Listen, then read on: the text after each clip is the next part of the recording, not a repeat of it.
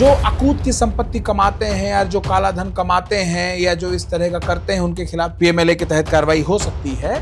सरकार को ठगने की नियत से आप वो पर्टिकुलर इनवाइसिंग या वो पर्टिकुलर पैसा आप किसी शेल कंपनी में ले लेते हैं। शेल कंपनी का मतलब होता है वो कंपनी जो डब्बा कंपनी है, जो सिर्फ पेपर पे है। आपने अपनी सारी संपत्ति बेच कर दी, सारी एसेट्स को आपने डिस्पोज ऑफ कर दिया, पर बैंक लोन को आपने A to B, B to C, C to D वो ट्रेल करते उसको आप लेके बाहर चले गए।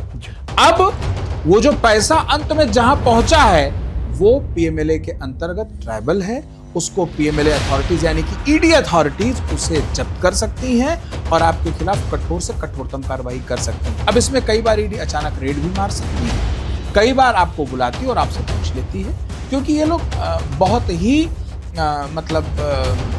एक्सपीरियंस्ड ऑफिसर्स होते हैं और इन्हें पूरा का पूरा नॉलेज होता है, स्पेशली मनी ट्रेल का। तो ये ट्रेल पे ज़्यादा ध्यान देते हैं। ईडी को पावर है, वो प्रोविजनल अटैचमेंट इफेक्ट कर सकते हैं आपकी गाड़ी पे, आपके घर पे, आपके बैंक अकाउंट में, या वो तथाकथित जो एलिज्ड प्रोसीड्स ऑफ क्राइम है वो जहां तक ईडी के नजर में ट्रैवल करते हुए पहुंची है, वो ट्रेल फॉलो करते हुए वहां जाके उसको जब्त कर लिया। ये बहुत बड़ी डिफेंस है, छोटी मोटी डिफेंस नहीं है। आपको अगर प्रोसेस पता है कि क्रेडिबल इंफॉर्मेशन होनी चाहिए ईडी ऑफिसर के सामने, और अगर नहीं है तो पहला डिफेंस है आपका, law is beyond debate. Law तो ऐसा ही रहेगा ना, आप पूरा दिन बहस करिए, पूरी रात बहस करिए, फिर दिन भर बहस करिए, law will remain as it is. किसी के आर्ग्यूमेंट से वो चेंज नहीं होने वाला। 90% केसेस वहां कोलैप्स कर। नमस्कार, मेरा नाम है विप्लव अवस्थी। आज हम बहुत खास मुद्दे यानी कि PMLA, prevention of money laundering act के बारे में बात करने के लिए आज आपके सामने आए हैं। पीएमएलए एक ऐसा कानून जो न केवल देश में उन लोगों पर शिकंजा कसता है जो अवैध अकूत संपत्ति इकट्ठा करते हैं और उसको गलत बिजनेस में लगाते हैं, गलत तरीके से उसको इकट्ठा करके गलत जगह प्रयोग करते हैं। सरकारें इस पर बहुत गंभीर हैं। लगातार पीएमएलए कानून के अंतर्गत इन्फोर्समेंट डायरेक्टरेट, अक्सर आप सुनते भी होंगे खबरों में कि उन्होंने फला व्यक्ति पर छापा मारा या फला कंपनी पर छापा मारा, सीज कर दिया, रिकवरी हो रही है, अटैचमेंट्स कर दिया, तमाम चीज़ें ये आप सुनते रहते हैं। इस कानून को समझना आपके लिए बेहद जरूरी है, क्योंकि इस कानून की जो प्रक्रिया है बहुत स्पष्ट है, लेकिन प्रक्रिया में ही कभी कभी घालमेल हो जाता है। इसलिए इस कानून को आपको समझना बहुत ज़रूरी है। हमारे साथ डॉक्टर किसलय पांडे साहब मौजूद हैं। Doctor Kislay Pandey supreme court में एडवोकेट हैं। सीबीआई, ईडी यानी कि पीएमएलए के मामले, भ्रष्टाचार निवारण अधिनियम या prevention of corruption act, company law, constitution matter, संवैधानिक तमाम मैटर, वो विभिन्न हाई कोर्ट और सुप्रीम कोर्ट में लगातार अपने क्लाइंट्स के लिए अपेयर हो रहे हैं। डॉक्टर साहब, आपका बहुत बहुत स्वागत है। आज पीएमएलए पे चर्चा करने का दिन है, और पीएमएलए इसलिए भी इम्पोर्टेंट हो जाता है कि देश भर में इतना बृहद स्तर पर सरकारें लगी हुई हैं कि ब्लैक मनी को कंट्रोल किया जाए। मैं सबसे पहले तो इस पीएमएलए कानून को लाने के पीछे की मंशा क्या थी, और क्या जो मंशा थी उसको हम कुछ हद तक छुपाएं या बिल्कुल अभी होना बाकी? डॉक्टर साहब, देखिए, पीएमएलए 2002 का आया कानून है और आवश्यकता के अनुसार इसमें काफ़ी सारे बदलाव आए हैं और काफ़ी हद तक इसने बड़ी कारगर कार्रवाई की है और बड़े इफेक्टिव परिणाम दिए हैं। और ठीक है, थोड़ी बहुत कमियां हर जगह आती हैं और कमियों के साथ ही उसका मार्जन होता है, उसमें करेक्शंस आते हैं। तो जितना हम लोग देख पा रहे हैं, समय समय पर सरकार भी इसमें जो भी त्रुटियां रह जा रही हैं उसको मार्जित कर रही हैं, और जो माननीय सुप्रीम कोर्ट हैं या माननीय हाई कोर्ट्स हैं वो भी पूरा भरसक प्रयास कर रही हैं कि जो भी चूक रह जा रही उनको प्रॉपर तरीके से एड्रेस किया जा सके। आपने इंट्रोडक्शन के दौरान एक बात कही थी कि जो अकूत की संपत्ति कमाते हैं या जो काला धन कमाते हैं या जो इस तरह का करते हैं उनके खिलाफ पीएमएलए के तहत कार्रवाई हो सकती है। कई बार ऐसा हो जाता है कि व्यक्ति को पता नहीं होता है, मसलन उसने बैंक से लोन लिया और उसने बैंक से ये बता के लोन लिया कि साहब हम इसमें से तो व्यापार करेंगे, पर समय ऐसा रहा, जरूरतें ऐसी रही कि उसने अपनी बेटी की शादी कर ली या उस पैसे से गाड़ी ले ली। उसे वास्तव में नहीं पता था कि वो एक ऑफेंस करने जा रहा है, और वो जो उसने इतर यानी दर्शाए गए तथ्य से इतर जो पैसे का प्रयोग किया है वो पीएमएलए के अंतर्गत दंडनीय है। पैसा घुमाया, पैसा उसकी मंशा घुमाने की तो जरूरत थी, आवश्यकता थी, और वास्तव में उसे पता नहीं था, पर अब वो भी उसमें ट्राई उसको किया जाएगा। पर कानून का यह सिद्धांत है कि इग्नोरेंसिया ऑफ लॉ नॉन एक्सक्यूजेड। अगर कानून का ज्ञान नहीं है तो इसका मतलब यह नहीं कि दंड नहीं मिलेगा, दंड तो मिलेगा। तो कुछ गलत कुछ सही, पर अंततोगत्वा अगर पैसा जो स्रोत से कमाया गया है वो लीगली फिजिबल नहीं है तो आप दंड के अधिकारी हैं, और उसके बड़े सारे बिंदु हैं। दूसरी बात, पीएमएलए कानून लाने के पीछे एक मकसद जो मुख्य था वो ये था कि एक्सपर्ट्स चाहिए तो जो फाइनेंशियल लॉ को समझे। एक्चुअली जो मनी की ट्रेल होती है बड़ी कॉम्प्लिकेटेड होती है। एक जगह से पैसा निकलता है, 20 अकाउंट में ट्रैवल करते करते उसके कई रूप बन जाते हैं।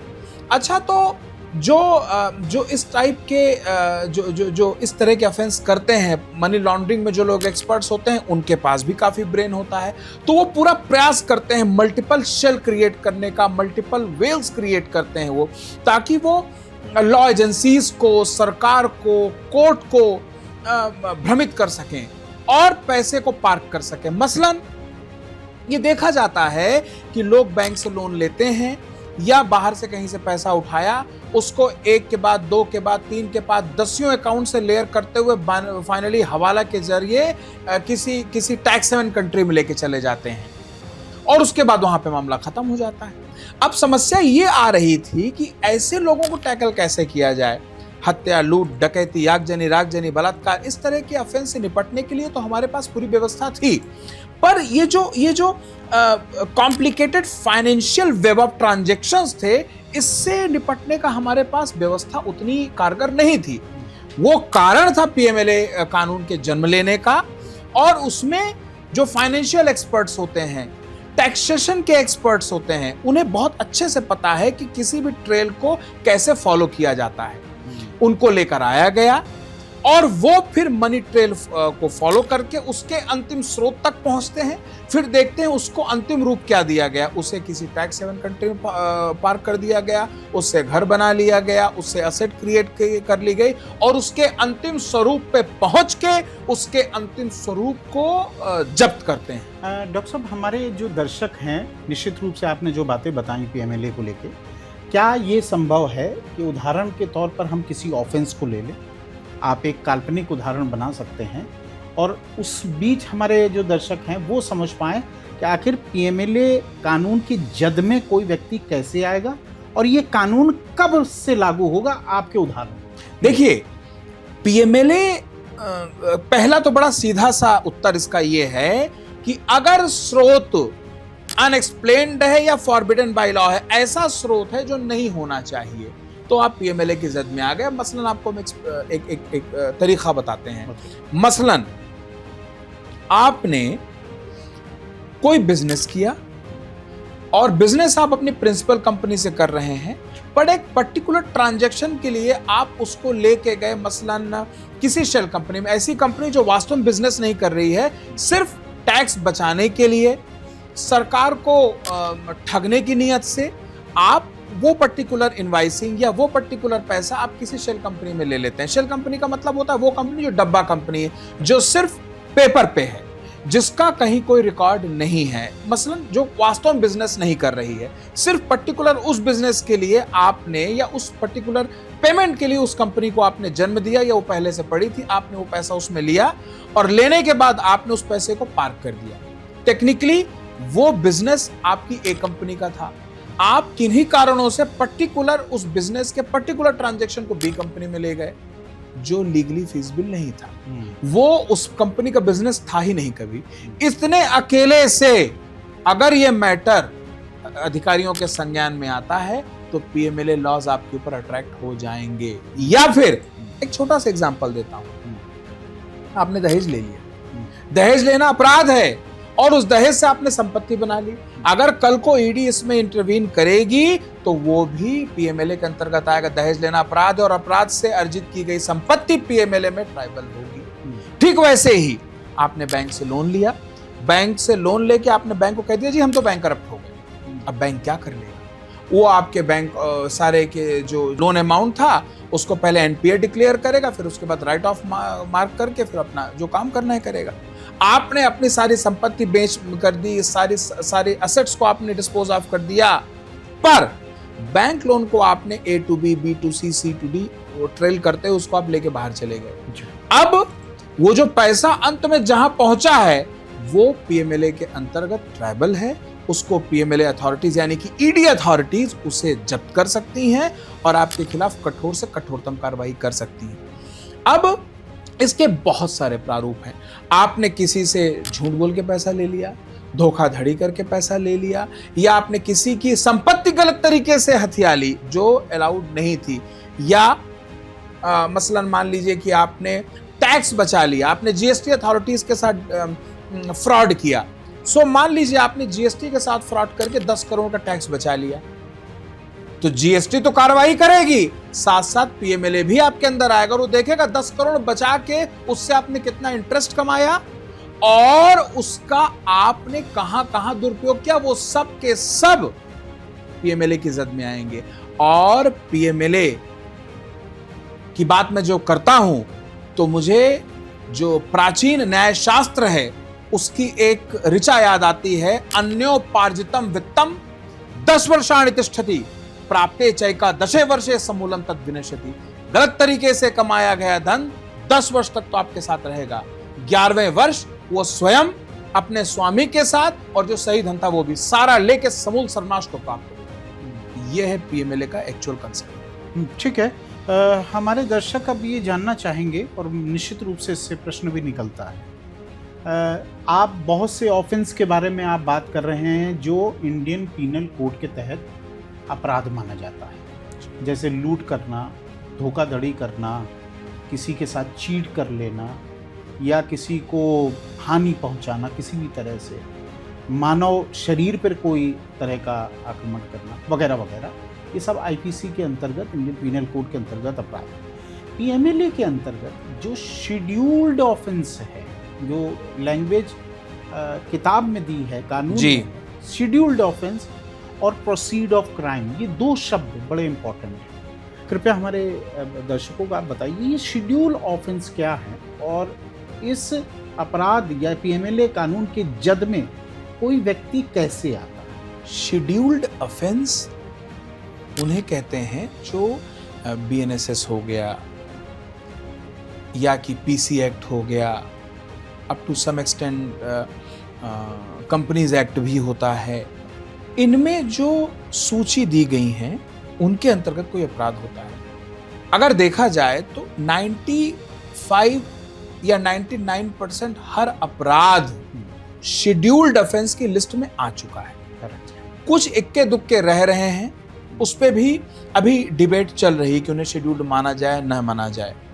अब बिहार में 1-2 मैटर्स ऐसे हुए हैं, सो अभी उस पे नहीं जाते हैं। तो 98 मोटा मोटा आप मान के चले 98% के आसपास सारे अपराध शेड्यूल्ड ऑफेंस की श्रेणी में आते हैं और उसका सीधा सा तरीका है समझने का, जो बीएनएस है आप उसे देख लें, most of them scheduled offence में आ रहे हैं, यानी कि पीएमएलए के अंतर्गत आ रहे हैं। वो आप पहले समझो शेड्यूल्ड ऑफेंस है, तो जो शेड्यूल्ड है वो पीएमएलए के अंतर्गत, पीसी एक्ट है पीएमएलए के अंतर्गत, इनकम टैक्स पीएमएलए के अंतर्गत, कंपनीज एक्ट पीएमएलए के अंतर्गत आ जाएगा। ऐसे बहुत सारी चीजें। ठीक है, अब जैसे ही आपके खिलाफ कोई मुकदमा दर्ज होता है या कि इंक्वायरी भी दर्ज होती है, यानी कि preliminary inquiry, income tax inquiry कर रहा है या सीबीआई इंक्वायरी कर रही है, इतने से ही, हालांकि कोई मजबूरी नहीं है ईडी की, ईडी खुद भी प्रोसीड कर सकती है, पर जो एस्टेब्लिश्ड प्रैक्टिस है वो ये है कि इस तरह की चल रही कार्रवाई का ईडी संज्ञान ले, एफआईआर का, या फिर सीबीआई जो केस लिखती है उसे आरसी कहते हैं, रेगुलर केस, तो आरसी का संज्ञान ले लेती है, या इनकम टैक्स में जो इन्वेस्टिगेशन खुलती उसका संज्ञान ले लेती है। या एसएफआईओ जब कोई मुकदमा लिखता है अपने यहाँ पे तो उसका संज्ञान ले लेती है। संज्ञान लेते ही ईडी अपने लेवल पे एक बार प्रिलिमिनरी इंक्वायरी करती है और देखती है कि ये उनके मानदंडों पे ये केस स्थापित होता है या नहीं। अगर स्थापित होता है तो ईडी इमीडिएटली ECIR लिखती है और वहां से प्रोसीडिंग शुरू होती है। उसके बाद ईडी के ऊपर ये ईडी का जुरिस्डिक्शन हो जाता है। उसके बाद ईडी पहले सर्च कर सकती है, सर्च के बाद अरेस्ट कर सकती है, जब्ती कर सकती है। जब्ती पहले भी कर सकती है, बिना अरेस्ट किए भी कर सकती है, इसमें कोई हार्ड एंड फास्ट रूल नहीं। जब्ती कर सकती है। जब्त की गई संपत्ति को 30 दिन के अंदर माननीय कोर्ट कंसर्न जो उनका ट्राइब्यूनल होता है वहां सामने रखना पड़ता है।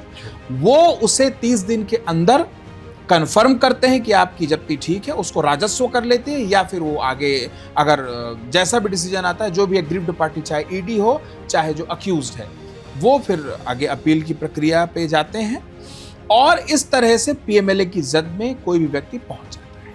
ठीक है, ये जो महत्वपूर्ण आपने बात कही कि ये जो 4 चीजें हैं, अरेस्ट है जी, सीजर है जी, अटैचमेंट है जी, ये बड़ा इम्पोर्टेंट रोल अदा करता है जी। इसको आगे प्रोसीड करने के लिए ईडी के पास मतलब स्टेप बाय स्टेप अगर हम किसी केस में चलें कि आज ईडी किसी कंपनी के पास पहुंच गई और उसको ये पता चला कि किसी पर्पस से कोई पैसा आया था जो घुमा के किसी और पर्पस के लिए यूज़ कर दिया गया, ये आरोप है उस कंपनी पे। तो स्टेप 1 में वो क्या करेगी वो थोड़ा सा बताइए, अगर इन 4 चीज़ों को अवलोकन। सबसे पहली बात आप ये समझें कि जो कॉरपोरेट्स हैं या जो इंडिविजुअल्स हैं, अगर उनके खिलाफ कोई एफआईआर दर्ज हो रही है, वो दिन गए कि मुकदमा में लड़ लेंगे जी, कोर्ट में देख लेंगे, आप कोर्ट में वो तो देख लेंगे, बट ईडी जो आके इमीडिएटली आपकी प्रॉपर्टीज को जब्त करती है।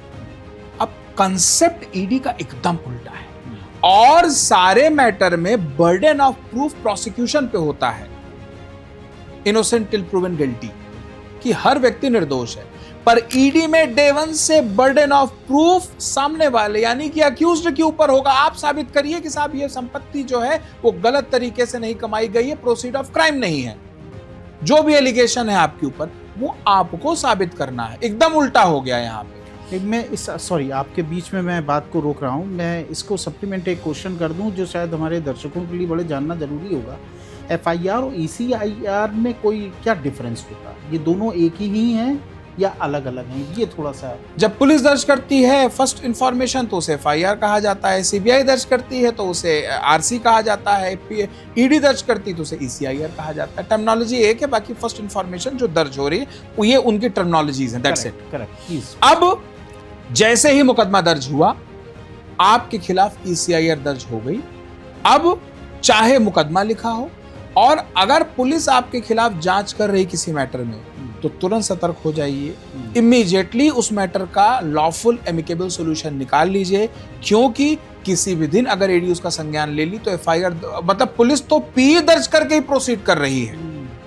बहुत सारे राज्यों में ये है प्रचलन, कई जगह नहीं है, बट जो मेट्रो सिटीज वहां देखा जाता है कि एफआईआर दर्ज करने से पहले जो पुलिस होती है वो full fledged preliminary inquiry register करती है और जैसे ही वो पी दर्ज की तो पुलिस आपको गिरफ्तार तो शायद ना कर पाए, पर ईडी उसी का संज्ञान लेके आ जाएगी आपके पास। ईडी के पास ये अधिकार है, ईडी उसी को पकड़ेगी, उसी बेस पे सेल करते हुए आपके दरवाजे तक। ये भी यही करीब सीबीआई भी अपनाती है, पी दर्ज करती है। सीबीआई को तो किसी की जरूरत नहीं, सीबीआई तो खुद ही पी दर्ज कर लेगी। जी। वो तो खुद ही पी दर्ज कर लेगी, खुद ही आरसी रजिस्टर कर लेगी, खुद ही सोर्स इंफॉर्मेशन लिख लेगी। तो सीबीआई की तो बात छोड़ दें, बात हो रही ईडी की। ईडी इनकम टैक्स में अगर आपके खिलाफ कोई इन्वेस्टिगेशन चल रही तो ईडी उसका भी संज्ञान ले सकती है। ईडी को मुकदमे की भी जरूरत नहीं है, या कंपनीज एक्ट में अगर कोई आपके खिलाफ इंक्वायरी चल रही ईडी उसका भी संज्ञान ले सकती है। अगर आपके खिलाफ आपके किसी प्रतिद्वंदी ने कोई केस फाइल कर दिया है 200 में बिफोर कंसर्न कोर्ट, ईडी उसका भी संज्ञान ले सकती है अगर कोर्ट वहां ट्रायल चल रहा है तो उसके बाद जैसा कि मैंने बताया कि ईडी सबसे पहले फिर ECIR लिखती है। ECIR लिखने के बाद ईडी नॉर्मली, हालांकि उनकी कोई मजबूरी नहीं है, बट नॉर्मली आपको समन भेजती है। पीएमएलए के प्रोविजंस फॉलो करते हैं, आपको समन भेजेगी और आपसे डॉक्यूमेंट्स मंगाएगी और वहां से शुरू होती है। अब इसमें कई बार ईडी अचानक रेड भी मार सकती है, कई बार आपको बुलाती है और आपसे पूछ लेती है, क्योंकि ये लोग बहुत ही मतलब एक्सपीरियंस्ड ऑफिसर्स होते हैं और इन्हें पूरा का पूरा नॉलेज होता है, स्पेशली मनी ट्रेल का। तो ये ट्रेल पे ज़्यादा ध्यान देते हैं और एक बार आपको बुलाने के बाद एग्जामिन करते हैं, समझ जाते हैं क्या झूठ बोल रहे हैं, क्या सच कह रहे हैं। और वो ईडी है, उनके पास फाइनेंशियल पावर्स है, वो जो आपसे मांग रहे हैं उनको 99.99% में पहले से पता है। वो ज़्यादातर आपका कोऑपरेशन देखते हैं, आपका कंडक्ट देखते हैं कि आप कितना कोऑपरेट कर रहे हैं, नहीं कर रहे हैं, कितना घुमा रहे हैं और कितने क्लीन हैंड आ रहे हैं। करेक्ट। इसका बहुत फर्क पड़ता है, क्योंकि उन्हें तो पहले से पता है आपने क्या कर रखा है। आपसे मंगाया, आपका स्टेटमेंट लिया और वहां से काम शुरू हो गया। अब इस एक बात मैं आपको बीच में रोक रहा हूं, जैसे ही ईडी को यह पता चलता है कि प्रोसीड्स ऑफ क्राइम यहां पे इस तरह मौजूद है, मसलन आपके पास 100 रुपया आया था या 1000 रुपया आया था, उसमें से आपने 25% करके 10 जगह घर बना लिए। अब ईडी उसे प्रोसीड्स ऑफ क्राइम मानेगी और उन चारों को जब्त करके कोर्ट के सामने पेश कर देगी। और अब आपके ऊपर है, आप ट्राइब्यूनल को कन्विंस करिए। अगर आप कन्विंस कर पाते हैं, रिवर्स बर्डन ऑफ प्रूफ है कि नहीं साहब ये पैसा मेरा यहां से आया था, यहां से आया था, यहां से आया था, और अंतिम स्रोत लीगली जस्टिफाई कर पाते हैं, तो प्रॉपर्टी इज योर्स। अदरवाइज वो ट्राइब्यूनल जो है उसको कंफर्म कर देगा, फिर आप हाई कोर्ट में जा सकते हैं। ठीक है। स्टेटमेंट बिफोर ईडी, आपने कहा किसी एक्यूज को सम्मन देके बुलाया और उस एक्यूज ने अपना पक्ष ईडी के सामने रखा, यानी कि स्टेटमेंट बिफोर ईडी। करेक्ट। इसका जरा हमें महत्व बताइए कि एक व्यक्ति जब ईडी के सामने पेश हो रहा है तो क्या प्रिकॉशन ले और कैसे, मतलब हो सकता है एक फैब्रिकेटेड केस हो लेकिन आपके स्टेटमेंट का वो गलत फायदा उठा है। देखिए, केस फैब्रिकेटेड है या जेन्युइन है, ये कोर्ट का विषय है। अब आप ईडी अधिकारियों के साथ बैठ के आप उनको ये नहीं कह सकते ना कि तो फैब्रिकेटेड केस आपने रजिस्टर किया है। उन्होंने अपना होमवर्क कर रखा है। अब आपसे वो जो सवालात पूछ रहे हैं, पहली बात तो आपको ये बात पता होनी चाहिए कि आपके अगेंस्ट कहाँ कहाँ कौन कौन सा केस है, इतना आपको नॉलेज होना चाहिए। और आपके खिलाफ अगर कोई केस हो रहा है तो तत्काल उसे उसी स्तर पर रोक दीजिए।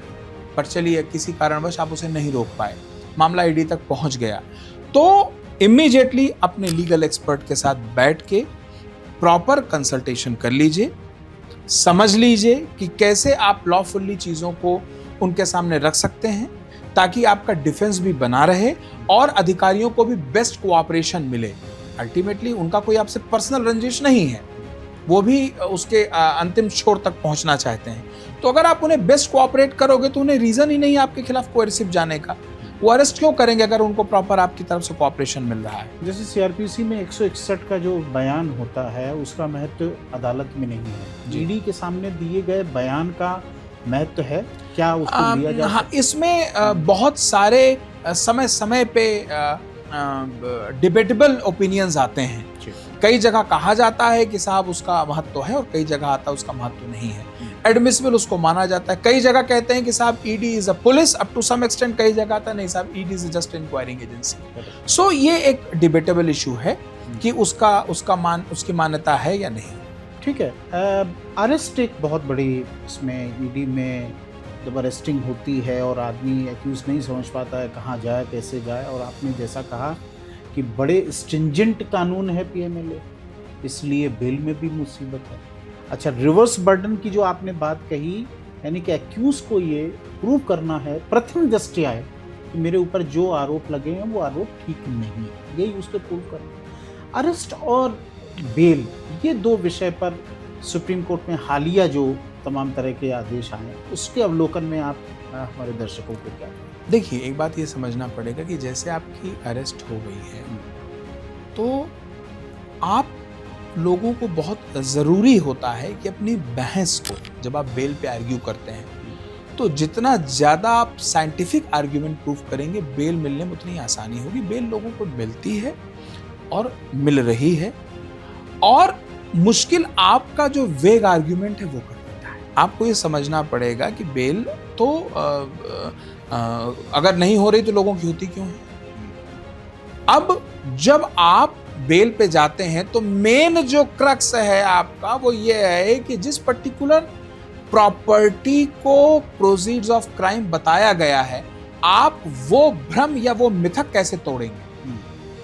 प्रोसिक्यूशन ने तो केस बना दिया कि साहब इनकी ये गाड़ी चोरी की है या इनकी प्रॉपर्टी जो है धोखाधड़ी की है। अब ये आपके ऊपर है कि उसके लास्ट सोर्स को आप बड़े ही क्रीमी शब्दावली में कोर्ट को जस्टिफाई करते चले जाइए। आप उसे अगर जस्टिफाई कर पा रहे हैं तो बेल मिल जाएगी, और अगर नहीं कर पा रहे हैं तो फिर आपको देखना पड़ेगा कमी कहां है और आपकी जो कमियां उसे आप कैसे क्योर करेंगे। आप जनरल जाके आर्ग्यू करेंगे और साहब उससे दुश्मनी है और वो फर्जी केस है और वो ये है और वो है, तो साहब बेल वास्तव में मुश्किल है। ट्विन कंडीशन की सुप्रीम कोर्ट ने व्याख्या किया, क्या इस ट्विन कंडीशन के बारे में आप बता पाएंगे? ट्विन कंडीशन ये क्या है, ये कैसे सेटिस्फाई है? ट्विन कंडीशन दो तरफ इंगित करती है। पहला तो प्रोसिक्यूशन को अपॉर्चुनिटी दी जानी चाहिए बेल को अपोज करने की, उनको प्रॉपर अपॉर्चुनिटी मिलनी चाहिए, पहली कंडीशन तो ये। दूसरी कंडीशन ये है कि कोर्ट का सेटिस्फाई होना जरूरी है कि जो अपराध पर्टिकुलर अक्यूज्ड के ऊपर दर्शाया गया है ये प्रथम दृष्टया उसके द्वारा कारित होना नहीं पाया गया है, यानी कि ये प्राइमा फेसी लगता है कि शायद ये व्यक्ति ने ये अपराध नहीं किया है। ये दो कंडीशंस हैं। पहला, प्रोसिक्यूशन यानी कि ईडी को प्रॉपर अपॉर्चुनिटी दी जानी चाहिए कि वो प्रॉपरली आपकी बेल को और आपके एप्लीकेशन को अपोज कर पाए फेयरली। दूसरा, माननीय न्यायालय को संतुष्ट होना पड़ेगा कि प्रथम दृष्टया जो ईडी ने आरोप लगाए हैं वो सत्य प्रतीत नहीं होते, जेन्युइन नहीं। तो क्या आपको मतलब बेल में ही आपको ये साबित करना होगा कि प्रथम दृष्टया का मतलब क्या है? आप पूरे अपने केस को ही बेल में प्रेजेंट करेंगे जिस समय आप बेल लेने जाएंगे? बिल्कुल, ट्विन कंडीशन ऑफ बेल यही कहती है, क्योंकि डे वन से बर्डन ऑफ प्रूफ आपके ऊपर है। जिस दिन से आपको अरेस्ट किया, जिस दिन से ECIR दर्ज हुई, बर्डन ऑफ प्रूफ उसी क्षण से आपके ऊपर आ गया कि आप साबित करें, क्योंकि ईडी ने तो अपना सारा खाका तैयार कर लिया, अपने सारे डॉक्यूमेंट्स तैयार कर लिए, अपना सारा का सारा पेपर वर्क करके कोर्ट के सामने रख दिया कि साहब हमने इनको प्रथम दृष्टया यहाँ दोषी पाया है और साहब अब आप देख लें। अब उसके बाद कोर्ट अपॉर्चुनिटी देगी, आपको अपॉर्चुनिटी देगी कि साहब आप साबित करें, ईडी को अपॉर्चुनिटी देगी साहब अगर आप इनको काट सकते हो तो काट लो। तो आपके तथ्य को ईडी काटने का प्रयास करेगी, काट पाई तो ठीक है, नहीं काट पाई तो फिर आपको देखना है। अब उसके बाद कोर्ट को सेटिस्फाई होना जरूरी है। दूसरी कंडीशन है कि कोर्ट को सेटिस्फाई होना जरूरी है कि ईडी के आरोप प्रथम दृष्टया सही प्रतीत नहीं होते हैं और यह व्यक्ति इस अपराध का भागीदार होना नहीं लगता प्रथम दृष्टया, बाकी तो ट्रायल चलेगा। तो कोर्ट को प्राइमा फेसी यानी प्रथम दृष्टया यानी कि शुरुआत में कोर्ट को यह सेटिस्फाई होना जरूरी है बेल के स्तर पर ही। यानी कि जिस समय आप एक बार मैं आपको जरूर बोलूंगा, और यहीं पे लोग फंसते हैं, यहीं पे नुकसान हो जाता है क्योंकि वो जनरलाइज हो जाते हैं। यहाँ पे आपको बहुत ही पेनिट्रेशनल रखना पड़ता है अपना आर्ग्यूमेंट, अपनी डिफेंस की अप्रोच को आपको बड़ा ही तार्किक और साइंटिफिक रखना पड़ता है। पीएमएलए के अंतर्गत जो बर्डन ऑफ प्रूफ की आपने बात की, उसकी क्या डेफिनेशन है? बर्डन ऑफ प्रूफ से तात्पर्य होता है कि जो नॉर्मल केसेस होते हैं FIR वगैरह में जो नॉर्मल पुलिस दर्ज करती है, इवन CBI जो दर्ज करती है, उसमें हर स्टेप पे पुलिस या CBI या कि कहें इनकम टैक्स या कि किसी और डिपार्टमेंट को बोले, इन्हें कोर्ट को हमेशा एक्सप्लेन करना पड़ता है, बताना पड़ता है हर बार कि साहब इनका ये है, इनका ये है, इन्होंने ये किया, इन्होंने ये किया, और लास्ट तक उन्हें साबित करना है कि इस अपराध के लिए ये व्यक्ति जिम्मेदार है। उन्हें ही प्रूफ करना है और beyond all reasonable doubts proof करना है। एक तो प्रूफ करना है, दूसरा beyond all reasonable doubt proof करना है, तब उसके बाद कन्विक्शन होता है। और अगर वो नहीं प्रूफ कर पाए तो वहां पे मैटर उसका एक्विटल में चला जाता है। पर पीएमएलए में उल्टा है। पीएमएलए में डे वन से कोर्ट ये मानेगी कि ईडी साबित कर चुका है। अब आपके ऊपर है रिवर्स कि अब आप बर्डन ऑफ प्रूफ डिस्चार्ज कर दीजिए, आप दोबारा ईडी के ऊपर भेज दीजिए कि नहीं आप ही साबित करिए, और वो आप अपने आर्ग्यूमेंट, अपने पेपर वर्क और अपने डॉक्यूमेंटेशन साबित करते हैं, क्योंकि डे वन से कोर्ट आपको ही मान के चलेगी कि आप दोषी हैं। आप समझ रहे, दूसरे केस में you are innocent till proven guilty, पर जैसे ही ईडी की जुरिस्डिक्शन आई तो आपको दोषी मान लिया जाता है प्रथम दृष्टया, और बर्डन ऑफ प्रूफ, अगर आप नहीं डिस्चार्ज कर पाए then you are gone. PMLA अंतर्गत गिरफ्तारी एक बड़ी इंपॉर्टेंट चीज है। हमने अक्सर देखा है कि बड़े बड़े राजनेताओं की गिरफ्तारी की जाती है और इसके बाद अदालत में पेश करके रिमांड दी जाती है। कई बार 10 दिन की ईडी रिमांड लेती है, फिर पेश करती है, फिर रिमांड लेती है। अरेस्ट एंड रिमांड को लेके पीएमएलए का कानून क्या कहता है? देखिए, अरेस्ट और रिमांड की जब बात आती है तो सीआरपीसी के साथ उसे पढ़ा जाता है पीएमएलए लॉज को, और अब तो बीएनएसएस आ गया है तो अब उसके साथ बीएनएसएस जुड़ेगा। तो पीएमएलए और बीएनएसएस के साथ संयुक्त स्टडी होती है, ज्वाइंट स्टडी होती है so far as the remand is concern. अब जब अगर मैं साफ और सरल शब्दों में बताऊं तो जो भी ईडी के अधिकारीगण किसी भी व्यक्ति विशेष की गिरफ्तारी करना चाह रहे हैं तो उसके पहले उनके हाथ में एक स्ट्रॉन्ग एविडेंस होना चाहिए कि जिस अपराध के लिए हम व्यक्ति विशेष को अरेस्ट करने जा रहे हैं उसने वो अपराध किया है। He is the accused of a particular or he is the guilty of particular offense। तो पहले तो उनके हाथ में एक रोबस्ट डॉक्यूमेंटेशन होना चाहिए जिससे वो खुद को कन्विंस करेंगे। अब जब वो खुद को कन्विंस करेंगे तो उसके बाद किसी व्यक्ति के ऊपर वो अरेस्ट इफेक्ट कर सकते हैं। अरेस्ट इफेक्ट करने के बाद उन्हें जब वो गिरफ्तार करेंगे तो गिरफ्तारी के साथ साथ ग्राउंड्स ऑफ अरेस्ट देने पड़ेंगे उस व्यक्ति विशेष को कि इन आधारों पे आपकी गिरफ्तारी हम कर रहे हैं।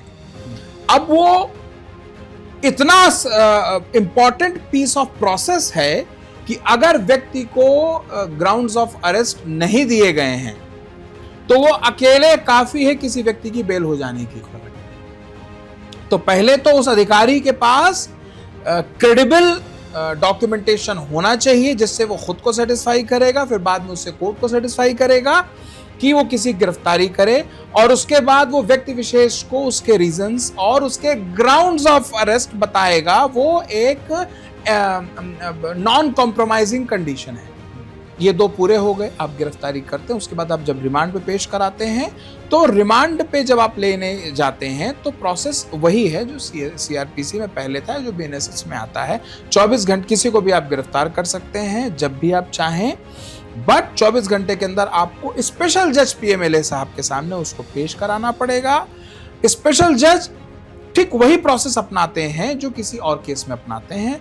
अक्यूज्ड को एक फेयर चांस देते हैं कि जो ईडी रिमांड मांग रही उसको चाहे तो अपोज कर सकते हैं। वो अक्यूज्ड और उनके जो सम्मानित अधिवक्तागण हैं उनके ऊपर है वो किस तरह उसको पेश करते हैं, और अकॉर्डिंगली जो रिमांड होती है वो ग्रांट होती है।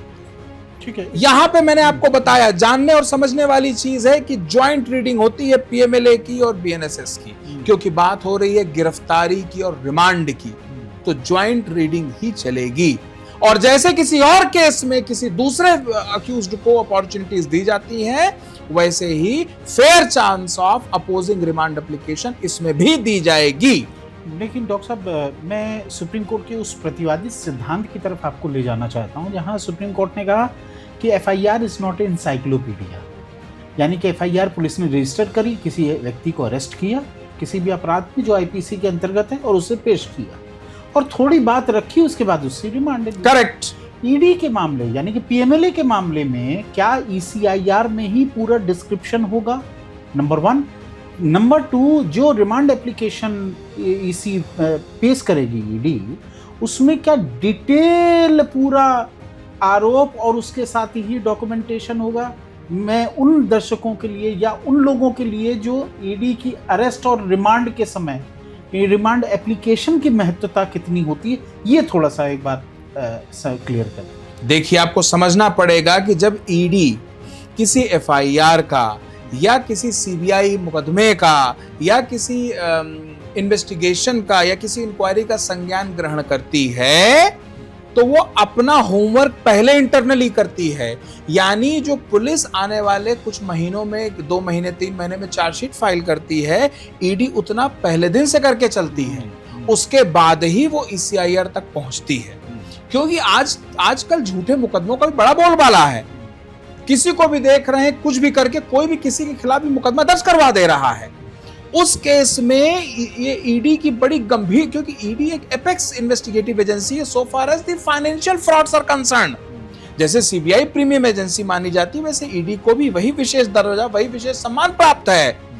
तो ईडी उस जिम्मेदारी का पालन करते हुए डे वन से वो सारा इंक्वायरी स्तर पे ही वो सारी चीजें ले आती है, और जो मोस्ट ऑफ द केसेस देखा गया उसे ईसीआईआर का पार्ट बना देती है, और अपनी फाइंडिंग्स वगैरह डे वन से लेके चलती है, और कोर्ट को डे वन से हर चीज ब्रीफ करते हुए चलती है। वो क्रिप्टिक और वो कि अब ये करना है, अब वो तो अब जैसे मान लीजिए कि ईडी ने अपनी पूरी की पूरी ईसीआईआर लिखी, अपना पूरा का पूरा फैक्ट बनाया, अब उसमें क्या करती है वो बताती है साहब चिन्हित कराने ले जाना है या क्रॉस क्वेश्चन कराना है, जो डॉक्यूमेंट्स मौजूद हैं उस पे इनके स्पेसिमेंस वगैरह लेने हैं, या इस तरह की चीजों से उसको एक बार डबल कंफर्म कराना है। और पहले से हमारे पास इतने क्रेडिबल इंफॉर्मेशंस हैं कि अब कोर्ट के लिए मना करना मुश्किल हो जाता है, जब तक अक्यूज्ड की तरफ से कोई ऐसा आर्गुमेंट ना आ जाए जो ईडी की तैयारी पे भारी पड़े। करेक्ट। सीजर और अटैचमेंट दो बड़ी कार्रवाई होती है जो ईडी के माध्यम से होती है। एक्यूज का उस समय क्या राइट होता है या उसे क्या करना चाहिए इस दोनों सीजर और अटैचमेंट के बाद? देखिए, सीजर और अटैचमेंट ये दोनों अपने आप में दूसरे बहुत महत्वपूर्ण हैं। एक तो व्यक्ति चला गया जेल या नहीं गया, या किसी भी परिस्थिति में अब उसकी संपत्ति पे बात आ रही है, गलत है सही है वो ट्रायल का विषय है।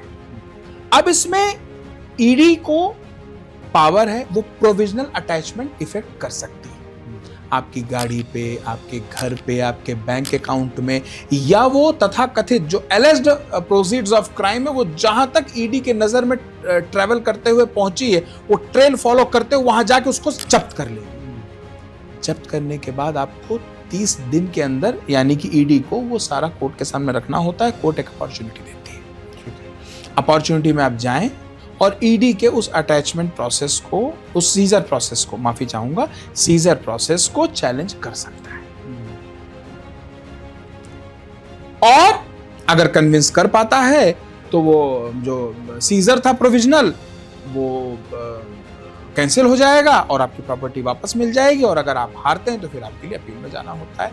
दौरान इसके अगर आपको लगता है कि ईडी जो वेरी प्रोसेस ऑफ लॉ है उसको फॉलो नहीं कर रही है आपकी दृष्टि में, तो हमेशा आपके लिए सुप्रीम कोर्ट या हाई कोर्ट के दरवाजे खुले हुए हैं, क्योंकि आपके पास आर्टिकल 21 की जो स्वतंत्रता है वो हमेशा रहेगी, बशर्ते आप माननीय न्यायालय को कन्विंस कर पाएं कि साहब ये जो प्रोसेस, क्योंकि अगर आप बिना किसी तथ्य के बनाए और सीधे उठाए और आपने कहीं का ईंट कहीं करोड़ा, भानुमति ने कुंबा जोड़ा लेके आप सीधे पहुंच गए हाई कोर्ट, तो हाई कोर्ट आपको डिसमिस कर देगी। वो बोलेगी आपके पास अल्टरनेटिव एफिकेसियस रेमेडी है, वापस जाइए ट्राइब्यूनल के पास, वहां अपनी बात रखिए, यू आर डिसमिस्ड। आपके केस पे एक धब्बा और आ गया। तो आपको माननीय हाई कोर्ट जाने से पहले अपना पेपर वर्क, अपना होमवर्क कर लेना पड़ेगा, ताकि आप कोर्ट को कन्विंस कर पाएं कि हम सुने जाने योग्य हैं। और अगर आप ऐसा कर पाते हैं और आप कोर्ट को सुना पाते हैं तो हो सकता है कि जो ईडी का ये जो प्रोसेस है इसी स्तर पे आप कोई रिलीफ ले पाएं। डॉक्टर साहब, ये तो आपने कानून के बारे में निश्चित रूप से बहुत बेहतर बातें बताई, कैसे अरेस्ट, रिमांड, सीजर, क्या क्या कोई एक्यूज कर सकता है। अब एक बड़ा वाइटल प्रश्न यहाँ पर आता है कि ईडी को लेकर, उसकी कार्यशैली को लेकर, पीएमएलए कानून को लेकर बहुत सवाल उठाए जा रहे हैं। सरकार पर सवाल है और विपक्षियों का ये सवाल है कि इसको एक तरह से टूल की तरह दबाव देने के लिए प्रयोग किया जा रहा है।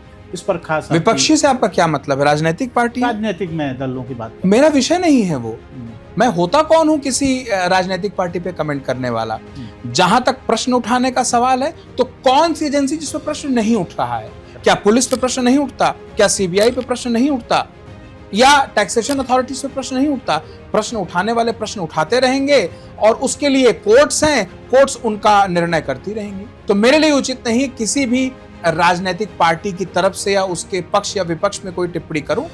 ईडी की कार्यशैली, सीबीआई की कार्यशैली पे हमें, या फिर पुलिस की कार्यशैली पे हर व्यक्ति प्रश्न उठाता रहा है, उसका अधिकार है, हम भी अपीयर होंगे, हमें भी जहां जहां कमियां लगेंगी हम भी उठाएंगे। वो माननीय न्यायालय के ऊपर है कि वो उसकी एनालिसिस करें कि हमारा प्रश्न कितना तार्किक है, कितना जेन्युइन है और कितना रीजन। करेक्ट। डिजिटल के युग में जहाँ पीएमएलए जैसे क्रिप्टो करेंसी डिजिटल का युग है, वहाँ पर कितना इफेक्टिव है पीएमएलए कानून? पीएमएलए कानून, अगर हम ये जो थोड़े बहुत जो डिफरेंस ऑफ ओपिनियंस आ रहे हैं, अगर इनको हम हटा के रखें तो काफ़ी हद तक पीएमएलए सक्सेसफुल हो रहा है और समय के साथ इवॉल्व हो रहा है। मसलन जो अब जैसे दूसरे देश में जो संपत्तियां लोग बना ले रहे हैं, अब पहले बड़ी समस्याएं होती थी, पर अब ईडी के पास ऐसे प्रदत्त अधिकार आ गए हैं कि वो किसी दूसरे देश में जाके आपकी वो प्रॉपर्टी को भी प्रोविजनली अटैच कर सकती है।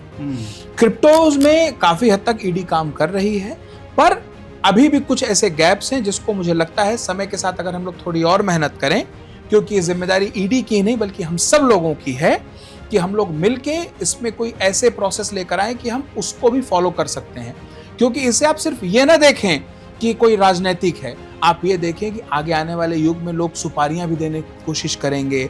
लोग बहुत सारे इलीगल गैम्बलिंग वगैरह, हत्या, लूट, डकैती, बलात्कार, सुपारी और अपना एनडीपीएस, बहुत सारे इस तरह के मैटर्स का पेमेंट क्रिप्टो में करने की कोशिश करते आ रहे हैं। तो जरूरी है कि इसका हम लोग कोई सोल्यूशन निकालें। तो आई एम श्योर कि बहुत जल्दी इसका सोल्यूशन निकलेगा और ईडी की इज्जत में ये काफी हद तक आ चुका है। जो थोड़ी बहुत कमियां रह रही हैं, उस समय के साथ वो भी मैच हो जाएंगी। ऐसी कोई बीमारी नहीं है जिसका इलाज ना हो। साल 2022 में विजय मदन लाल चौधरी करके एक लैंडमार्क सुप्रीम कोर्ट से जजमेंट आया, जिसमें पीएमएलए को उसकी कॉन्स्टिट्यूशनल वैलिडिटी को चैलेंज किया गया था और सुप्रीम कोर्ट ने उसको सही माना। आपको क्या लगता है, पीएमएलए कानून में कमी है या ईडी द्वारा जो प्रोसेस अपनाया जाता है उसमें कमियां रह जाती हैं? देखिए, ऐसा है कि कमी आना ये कोई मैटर ऑफ प्रैक्टिस नहीं कि ईडी जानबूझ के कोई कमी करती है। कई बार जाने अनजाने कुछ कुछ कमियां निकल के आती हैं। वो जो कमियां निकल के आती हैं उसी का फायदा डिफेंस लेता है। जिस विजय मदन लाल जजमेंट की आप बात कर रहे हैं, 3 जज बेंच का, वो कॉन्स्टिट्यूशनल कोर्ट का जजमेंट है। उसमें कई सारी अच्छी चीजें भी निकल के आई हैं। मसलन उसमें माननीय सुप्रीम कोर्ट ये कहती हैं कि आपके खिलाफ कोई मुकदमा होना जरूरी है पहले से, उसी का संज्ञान ईडी लेगी। और बहुत सारी चीजें हैं जो ईडी को बताई गई। कुछ ईडी के फेवर में आया, अच्छा, तो कुछ अक्यूज पर्संस के फेवर में आया। हर कानून जब आता है तो कुछ उनके फेवर में जाता है, कुछ उनके अगेंस्ट में जाता है। तो ये कहना मेरे लिए उचित नहीं होगा कि साहब ईडी गलत काम कर रही है और गलत ही करती है, ऐसा नहीं है। आप देखें, एक से बढ़कर एक, आए दिन पेपर में पढ़ते हैं, एक से बढ़कर एक बैंक फ्रॉड के मैटर्स आ रहे हैं, और अगर ईडी उसको इमीडिएटली क्लच ना करे तो पैसा कहीं का कहीं चला जाए। ईडी ही है वो इमीडिएटली, सीबीआई इमीडिएटली जो उसके कल्प्रिट्स होती हैं उनको डिटेन करती है, उनको प्रोसिक्यूट करती है। On the other hand ED immediately money की ट्रेल फॉलो करते करते उसके अंतिम स्रोत तक पहुंच के उसको लेकर आती है। तो ये दोनों एजेंसीज मिलके जो फाइनेंशियल क्राइम्स हैं उसको करप्ट करने की कोशिश कर रही है। थोड़ी बहुत कमी आना लाजमी है और वो भी इम्प्रूव हो रही है। कमी तो सबके साथ हो रही है, वो होती रहेगी। अच्छा, तो आपकी ऊपर है कि आप सही कमी को पकड़ें और उसको अपने डिफेंस का पार्ट बनाएं। ये आपके ऊपर है। being accused, that is open to you, that's your constitutional right। अब विजय मदन लाल ने कहा कि आपके खिलाफ मुकदमा होना चाहिए। बाद में वो इशू डिबेटेबल बना, फिर घूमते फिरते मैटर सुप्रीम कोर्ट पहुंचा। सुप्रीम कोर्ट ने उस पर एक और व्याख्या दे दी। सुप्रीम कोर्ट ने कहा कि आपके खिलाफ नहीं हो चलेगा, मुकदमा होना चाहिए। एक मुकदमा होना चाहिए, चाहे वो आपके खिलाफ हो चाहे किसी और के खिलाफ हो। जब ईडी उसको इन्वेस्टिगेट करना शुरू करेगी और उसमें आपके खिलाफ फैक्ट आएगी तो अपने आप तक पहुंच जाएगी। 2 बातें आपने बेहद महत्वपूर्ण कही। एक तो पीएमएलए में हमारे ये जो दर्शक लगातार देख रहे हैं और डॉक्टर साहब की बात सुन रहे हैं, उनको ये समझना पड़ेगा कि कानून अपनी जगह है, उसकी प्रक्रिया अपनी जगह है। जब भी पीएमएलए के अंतर्गत ईडी कोई कार्रवाई करती है तो वो कार्रवाई का तमाम लकुना आप ढूंढ सकते हैं। एक डॉक्टर साहब बड़ा इम्पोर्टेंट आता है पक्ष, एक तो हो गया पीएमएलए कानून को ईडी द्वारा लागू किया जाना, उसका प्रोसेस फॉलो करना। करेक्ट। एक दूसरा पक्ष है जो डिफेंस का पक्ष है। आपके अनुभव के मुताबिक डिफेंस इस तरह के मामलों में अगर कोई मामला झूठा ही उसके खिलाफ बनाया गया है, करेक्ट, पहले दिन से प्रिज्यूम है, उसका डिफेंस कैसे लेगा कोई व्यक्ति? देखिए, पहली बात तो प्रोसेस ये होता है कि जब कोई भी इससे प्रताड़ित है, जो भी एग्रीव्ड है, वो जब भी बीइंग अ लॉयर, ये हमारी जिम्मेदारी होती है कि जब वो अपना डिफेंस लेके हमारे पास आता है तो उसका डिफेंस तो हम पढ़ते ही पढ़ते हैं, साथ साथ हम ओवरऑल एक स्टडी भी करते हैं पूरे मैटर में कि हम और बेहतर क्या निकाल सकते हैं। यही काम होना चाहिए कि वो जो व्यक्ति विशेष है, जो एग्रीव्ड है, जो अपने आप को विक्टिम पा रहा है इस मैटर में, ये उसकी जिम्मेदारी है कि वो एक विस्तृत स्टडी करे अपने फाइनेंशियल एक्सपर्ट्स के साथ, और प्रोसिक्यूशन का जो केस है उसको पूरे तरीके से अपना जब डिफेंस करेगा, जब पेपर वर्क करे, तो उसमें उसको तोड़े, पॉइंट तोड़े उसको, और सिर्फ आर्ग्यूमेंट में तोड़े, पेपर्स पे उसको टूटता हुआ दिखाना पड़ेगा कोर्ट को, प्रॉपर जस्टिफिकेशन लेकर आना पड़ेगा आपको। आपका सामना ईडी से हो रहा है, आपका सामना देश की प्रीमियम एजेंसी से हो रहा है, तो आपको अपनी तैयारी भी मोस्ट प्रीमियम करनी पड़ेगी, मोस्ट एक्सीलेंट करनी पड़ेगी, एब्सोल्युटली स्पॉटलेस, फ्लॉलेस। इस तैयारी के साथ फिर उसमें आपको थोड़ा सा पेशेंस, ये नहीं कि आया मैटर तुरंत झम से चले गए बेल लगा दिए, ऐसा नहीं होता है। ये पुलिसीय कार्रवाई नहीं है, वो एक बहुत ही पेचीदा कानून है, और उतना ही पेचीदा आपका डिफेंस होना चाहिए, पेचीदा भी होना चाहिए, और मैं कहूंगा सिंपल भी होना चाहिए। पेचीदा तो उन्होंने बना दिया, अब आप है उसको आप सिंप्लीफाई करके कोर्ट को आप कैसे दिखाते हैं, उनके एक एक एलिगेशंस को, उनके एक एक ग्राउंड्स को आपको तोड़ना है अपने डिफेंस में, और टूटते हुए दिखाना है, और इस तरह से करना है कि वो जो जुडिशियल माइंड है ऑनरेबल कोर्ट का, स्पेशल जज का जो पूरा का पूरा उन्होंने अपना प्रभाव बनाया है कोर्ट में, उसे आप कैसे तोड़ेंगे। ये जिम्मेदारी अक्यूज्ड की और उनके लॉयर दोनों की है कि वो संयुक्त स्टडी करें, ज्वाइंट स्टडी करें फाइनेंशियल्स की, और अपना डिफेंस तैयार करें। एक तरफ तो वो प्रोसिक्यूशन के केस को तोड़ेंगे, यानी ईडी के केस को तोड़ेंगे, साथ ही साथ वो जो मदर केस है ना, यानी वो जो सीबीआई का है या वो जो पुलिस का है, उस केस में भी जितनी जल्दी हो सके उस केस को भी खत्म करें, चाहे एक्विटल ले लें, चाहे क्वैश करवा लें, चाहे डिस्चार्ज ले लें, कैसे भी करके आप उस केस से बाहर आए। तो आपके पास दो डिफेंस है, या तो आप पीएमएलए में फर्स्ट प्रेफरेंस आपके पास है कि आप पीएमएलए में आप डिस्चार्ज होकर बाहर आ जाएं या बेल लेके बाहर आ जाएं, या कि उस मदर केस को आप अगर आप खत्म कर पाते हैं तो उसी बेस पे इसकी भी क्वेश्चनिंग लग जाएगी, ये भी क्वेश्चन। उसका मदर जो केस है जिसके आधार पर जेनेसिस केस बोलेंगे जिसे, जेनेसिस, और टेक्निकल भाषा में कहते हैं प्रेडिकेट। डॉक्टर साहब, आपने जो प्रेडिकेट ऑफेंस की बात करी जिसके आधार पर ईडी पीएमएलए कानून के अंतर्गत आपको घेरती है, प्रेडिकेट ऑफेंस का एग्जिस्टेंस में होना ना होना कितना महत्वपूर्ण है ईडी के केस, पीएमएलए के केस? प्रेडिकेट ऑफेंस का मतलब है जेनेसिस। अगर उस केस में ही आप डिस्चार्ज हो गए, एक्विटल हो गए, क्वैश हो गया, या वो केस किसी भी कारणवश खत्म हो गया और आप उससे बाहर आ गए, तो ईडी का केस टू योर एक्सटेंट भी खत्म हो जाएगा, आप उसकी क्वेश्चनिंग लगा सकते हैं। क्योंकि जब मेन केस खत्म हो गया तो प्रैक्टिस ये है कि वो भी केस खत्म हो जाता है।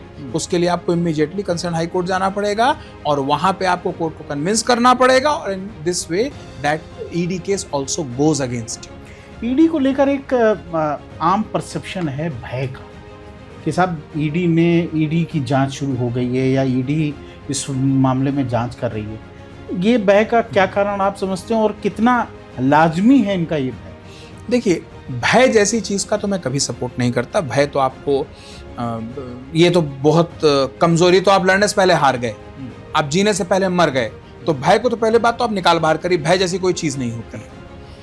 पर पीएमएलए में जो ईडी अथॉरिटीज की अप्रोच होती है वो कॉशियस करने वाली होती है। कॉशियस रहिए ना, prepent and prepare is better than repent and repair.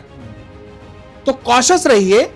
और वो अच्छा, दूसरी बात, उनकी अप्रोच बड़ी एग्रेसिव होती है। इमीडिएटली वो आपके बैंक अकाउंट को फ्रीज कर देंगे, आपकी प्रॉपर्टी को इंपाउंड कर लेंगे, कार आपकी जब्त कर लेंगे, इसलिए लोग थोड़े से डर जाते हैं। डरने की कोई बात नहीं। और अगर आपको लगता है कि यहाँ ये प्रोसेस गलत हो रहा है, या आप मसलन मान लें आपके पास एक ही घर है, हालांकि प्रोविजनल जब ईडी अटैच करती तो वो आपको बाहर नहीं निकलता है, डिस्पोजेस नहीं करती प्रॉपर्टी, पर अगर ऐसा कुछ होता दिख रहा है आपको, तो आप किसी भी स्टेज पे हाई कोर्ट जा सकते हैं, आप उसे चैलेंज कर सकते हैं। डर के बैठने से काम नहीं होगा, आपको लड़ना पड़ेगा। ये साल 2022 का ही आंकड़ा है जो डिफेंस की तरफ से सुप्रीम कोर्ट में दिया गया, जहां ED official have secured only 9 conviction after conducting 1700 raids and 1569 specific investigation since 2011 से 22 तक का। मतलब इस लेवल का अगर कम रेशियो है तो इसका क्या आप प्रमुख कारण समझते हैं? इसका सबसे बड़ा कारण तो ये है कि ईडी के पास मैन पावर की कमी है। जिस स्तर पे और जिस इन डेप्थ इन्वेस्टिगेशन को एक्सपेक्ट करती है जुडिशरी, वो ये नहीं दे पा रहे हैं। और दूसरी, इसलिए तो मैंने कहा डरने की बात नहीं है, इसमें एफआईआर स्क्वैश हो रही हैं तो ईडी केसेस चले जा रहे हैं। दूसरा सबसे बड़ी बात यह है कि अगर आप एक बार बेल आउट हो जाते हैं तो आपका काफी हद तक स्ट्रेस लेवल कम हो जाता है। और आप आंकड़े खुद ही बता रहे हैं कोर्ट के ऐसे ऐसे हैं। तो इससे मेरा जो पहला वाला रिप्लाई था कि डरने की जरूरत नहीं है, वो इससे जस्टिफाई होता है। आप लड़िए, आपको एक्विटल मिलेगा। और देखिए लोग जस्टिफाई कर रहे हैं और उनको एक्विटल मिल रहा है, एक्विटल मिल रहा है, केस क्वैश हो रहा है, इतनी सारी रिलीफ मिल तो रही, डरने की क्या बात। डॉक्टर साहब, आपने पीएमएलए कानून का जिस तरह व्याख्या की, उससे एक बात बिल्कुल निकल के आती है कि पीएमएलए के प्रोसेस को जानना, उसको समझना ही अपने आप में किसी व्यक्ति के लिए डिफेंस होगा। इस बात को लेकर आप कितना मानते हैं कि ये बहुत बड़ी डिफेंस है, छोटी मोटी डिफेंस नहीं है। आपको अगर प्रोसेस पता है कि क्रेडिबल इंफॉर्मेशन होनी चाहिए ईडी ऑफिसर के सामने, और अगर नहीं है तो पहला डिफेंस है आपका। आपको ये पता होना चाहिए कि ग्राउंड्स ऑफ अरेस्ट देना मैंडेटरी है, ये प्रोसेस का पार्ट है, बट अगर आपको नहीं मिला है तो ये दूसरा बहुत बड़ा डिफेंस है आपका साहब। और ईडी के हर प्रोसेस को माइन्यूटली समझना, और अगर वो प्रोसेस नहीं फॉलो हो रहा है तो अपने आप में एक ऐसा डिफेंस है जो मेरिट का विषय नहीं, लॉ का विषय है। मेरिट हमेशा डिबेटेबल होती है, law is beyond debate. Law तो ऐसा ही रहेगा ना, आप पूरा दिन बहस करिए, पूरी रात बहस करिए, फिर दिन भर बहस करिए, law will remain as it is. किसी के आर्ग्यूमेंट से वो चेंज नहीं होने वाला। तो प्रोसेस अगर आप अच्छे से समझते हैं ईडी का, उनके काम करने का तरीका समझते हैं, मसलन अगर आप कुश्ती के मैदान में हो और आपको अपने ओपोनेंट के सारे दांव पता हैं, तो आपको पता है बच के कैसे करना।